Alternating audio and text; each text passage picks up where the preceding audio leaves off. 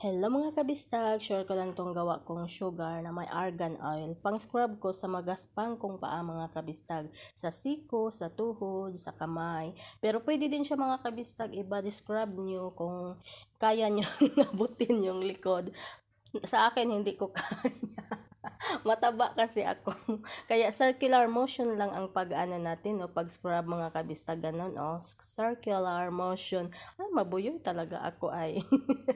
Kaya, yun lang po ang isi-share ko sa inyo mga kabistag. Thrice a week ko lang siya ginagamit mga kabistag, no? Dahil hindi naman siya pwede araw-arawin. Tapos yung argan oil mga kabistag, binili ko lang siya sa pharmacy, sa mga bakala, meron din naman.